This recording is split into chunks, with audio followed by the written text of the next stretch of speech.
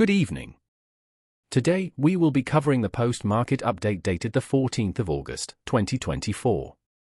Indian indices ended on a positive note and broke a two-day losing streak on August 14th, mostly led by buying seen in the information technology stocks, while selling in other sectors trimmed the intraday gains. At close, the Sensex was up 149.85 points or 0.19% at 79,105.88, and the Nifty was up 4.75 points or 0.02% at 24,143.75. Top Nifty gainers included TCS, HCL Technologies, Infosys, Tech Mahindra and BPCL, while losers were Divi's Labs, Hero Motocorp, Coal India, ONGC and Ultratech Cement.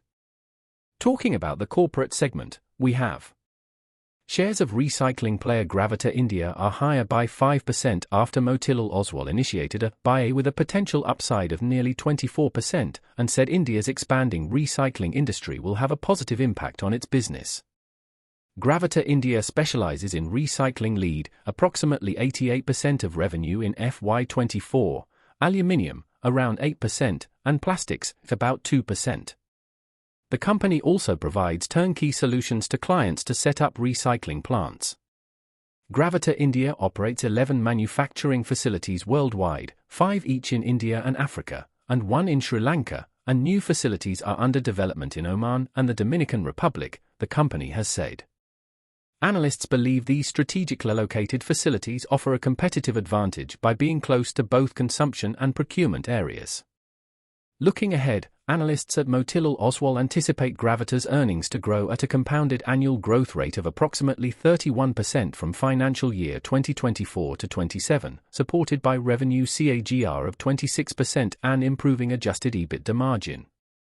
GRAVITA currently trades at 31x and 23x financial year 2026 EAT financial year 2027 EEPS, with expected return on equity, ROE, and return on capital employed of 30% and 25% respectively by financial year 2027 E. Analysts say the company is well positioned to benefit from India's growing recycling sector, given its established position and competitive advantages. Key risks include potential supply chain and logistic disruptions, adverse regulatory changes, delays in new facility ramp-ups, and commodity price volatility where the company has not fully hedged. Shares of HEG Limited fell over 7% on August 14 after the graphite electrode maker reported weak Q1 earnings. The company's net profit fell 84.43% on year to 23.04 rupees crore and revenue slipped 15% YOY to 571.46 rupees crore in the April-June quarter. The company's EBITDA margin for the June quarter declined to 6.7% from 21% during the same quarter last year. Margins were hit by a 37% increase in other expenses, which were 26% of sales in the June quarter compared to 16% in the base quarter.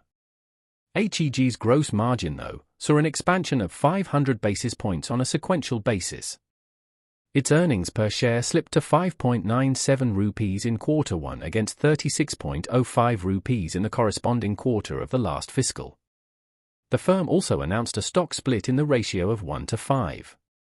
Subdivision split of each equity share of face value of 10 rupees only each, fully paid up into 5 equity shares of face value of 2 rupees only each, fully paid up by alteration of capital clause of the Memorandum of Association of the company, subject to the approval of the members of the company to be sought through postal ballot, HEG Limited in a regulatory filing. This is the first instance of the HEG deciding on a stock split. Earlier, the company carried out a buyback of equity shares in 2019 but has never issued a bonus. The record date for the subdivision split of existing equity shares will be intimated in due course, HEG said. HEG manufactures graphite electrodes, which are used as a raw material in steel production via the EAF route, significantly less polluting, 3/4 reduced emission versus the more traditional blast furnace or BF route. Shares of MARKSANS PHARMA skyrocketed 13% in early trade on August 14 as investors rejoiced company's strong all-round earnings performance in the April-June quarter. The stellar earnings also sparked a spike in volumes in the counter as 87 lakh shares changed hands on the exchanges so far, significantly higher than the 1-month daily traded average of 23 lakh shares. Aided by improved operational performance, the drug maker's net profit for Q1 financial year 2025 rose over 26% to 89.1 rupees crore, up from 70.4 rupees crore in the year-ago period. Revenue also grew 18% year-on-year to 590.6 rupees crore, driven by new launches and increase in share with existing customers in key markets. Along with that, improved gross margin and consistent efforts towards operational efficiency helped MARKSANS PHARMA expand its EBITDA margin to 21.7% in the quarter gone by. The company had reported an EBITDA margin to 20.4% in the same quarter a year ago. On a segmental basis, the US and North America delivered the strongest growth among other markets, at 30%, followed by sales in Australia and New Zealand, which were up 13% on year. The company's sales in UK and Europe rose 11% on year, while that in rest of the world markets were up just 2%. Shares of specialty packaging company EPL Limited, formerly known as Essel Propack, zoomed around 14% to hit a multi-year high of 252.90 rupees on the National Stock Exchange, following strong June quarter show by the specialty packaging company. The company's adjusted PAT jumped 18% on year to 64.2 rupees crore, and consolidated revenue rose 11% year-on-year to 1,007 rupees crore during the June quarter. EPL's earnings before interest, taxes, depreciation, and amortization rose 17% year-on-year to 190 rupees crore, while EBITDA margin improved by 90 basis points year-on-year to 18.4%, driven by stronger margins in the Americas and Europe. The packaging firm noted encouraging margin improvements and aims to reach a 20% margin soon. It is focused on enhancing margins in EU and India, and expects Q1 gross margin to be sustainable. EPL said that margins in the Africa, Middle East, South Asia region were impacted by higher investments to boost performance and future growth, which will improve as sales rise. Egypt is unlikely to weigh down AMESA's performance going forward, EPL added. Following the results, Motilal Oswal reaffirmed its buy on EPL with a target price of 275 rupees per share. MOSL foresees robust sales growth and margin expansion for EPL, driven by cost rationalization, margin improvement in Brazil, and operating leverage. PHARMA Limited in daily time frame is trading around 921.30 points with a change of 19.84% and is trading with a net volume of around 3.49 million shares. The share price is trading above its moving average 809.01, which is a good indication for the stock. While shares are trading with a relative strength index of around 72.17.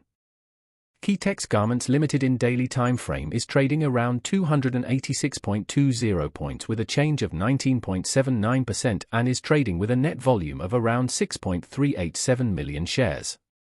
The share price is trading above its moving average 248.69, which is a good indication for the stock.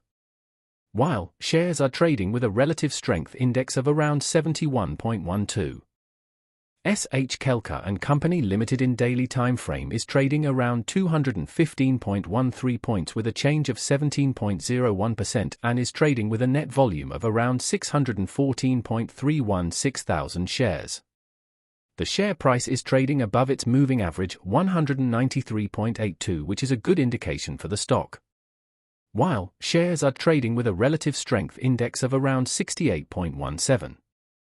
For the stock recommendation we have, Arvind Limited looks good and can be bought at 406 rupees, keeping a stop loss of 390 rupees and a target of 424 rupees. You can reach us via phone, WhatsApp, or email using the information listed on the screen. Thank you for joining us today. If you found this video informative, please give it a thumbs up, and don't forget to subscribe for more financial insights. And, as always, if you have any questions or topics you'd like us to cover in future videos, leave them in the comments section below. Until next time, happy investing.